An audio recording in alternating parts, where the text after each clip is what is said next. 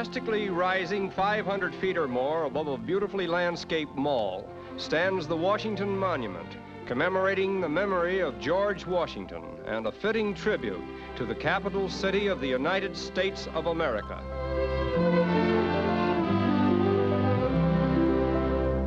From the top of Washington Monument may be seen a most impressive panorama of the capital city, with the historic Potomac River providing a boundary line between the District of Columbia and the state of Virginia.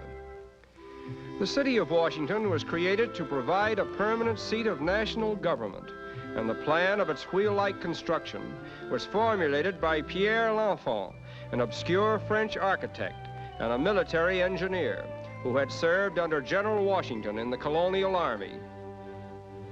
Where the city's north, south, east, and west axes cross, dividing it into 4 sections, stands the Capitol of the United States, the entire building covering 8.5 acres.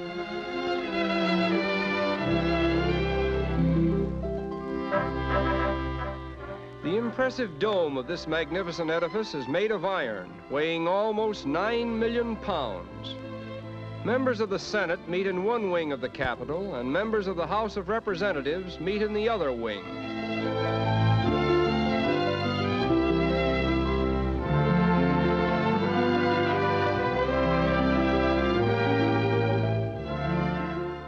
Foremost among the world's great residences of state stands the White House, executive mansion of the United States, and the official residence of the President and his family.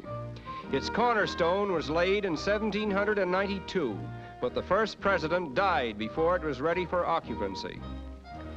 Ranking among the most imposing buildings in Washington is the National Archives building, containing important documents, the most significant of which are the Declaration of Independence and the Constitution of the United States. This building houses the Board of Governors of the Federal Reserve System, a government-independent agency for the control of the nation's banking and monetary affairs. In this impressive building, the affairs of the Department of Labor and the Interstate Commerce Commission are conducted. The first major federal government structure in Washington, authorized, designed, and built by the Roosevelt administration, is the Department of the Interior, said to be the largest government building in the world, covering approximately 5.5 acres and having cost around $13 million.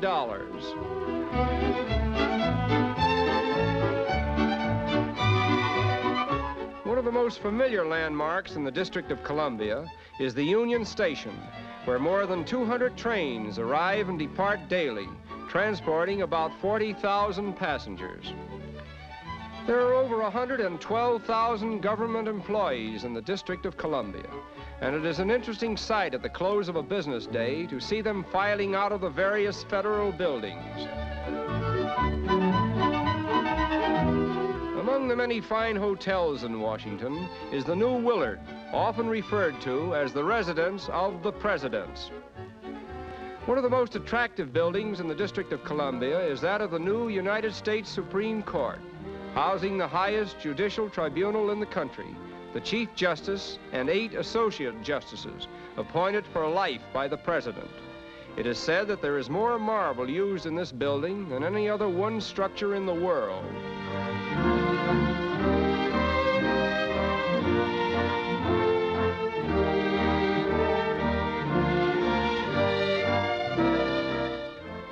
Managed as a ward of the government is the Smithsonian Institute, a private foundation established by an endowment left to the United States over a century ago by James Smithson, an English scientist who never set foot upon the soil of the United States.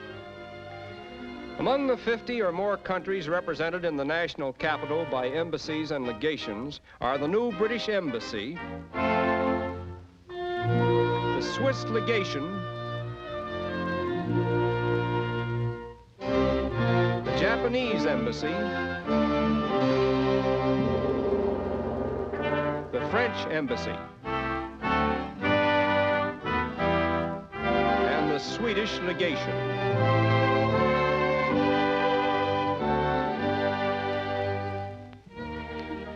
The National American Red Cross building is a tribute to the memory of Clara Barton, who in 1881 organized the American branch of this praiseworthy institution. The Pan American Union Building, headquarters for an international organization composed of 21 countries of the Western Hemisphere, was founded upon the principle of united interests and represents the most ambitious efforts yet made to maintain and forward the social, economic, and cultural interrelationships of the Americas. Each of these 21 countries makes financial contributions in ratio to its population.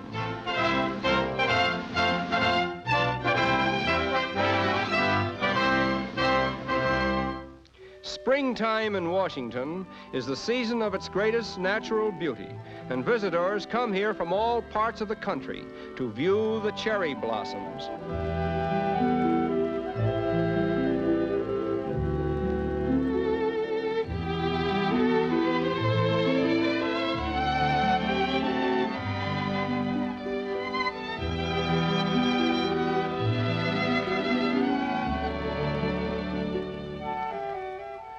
The first of these Japanese cherry trees were the gift of Mrs. William Howard Taft, who in 1907 had a number of trees imported and planted along the Potomac. Later, a civic-minded Japanese living in this country imported about 3,000 cherry trees from Japan and magnanimously presented them to the national capital.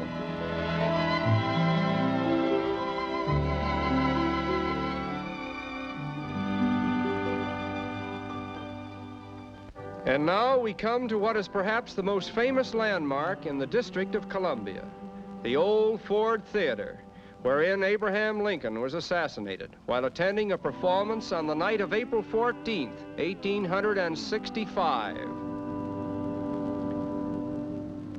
Rapidly bleeding to death from the fatal wound, the great emancipator was carried across the street to this house, where he died, in the room from the window of which now flies the flag of the Union, for which he gave his life.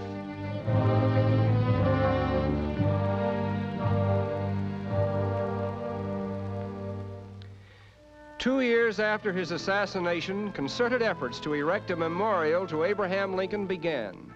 But it wasn't until 1915 that the laying of the cornerstone ceremonies were held. And here we behold the completed shrine, dedicated to the memory of him who resolved that government of the people, by the people, for the people, shall not perish from the earth. In this temple, as in the hearts of the people for whom he saved the Union, the memory of Abraham Lincoln is enshrined forever.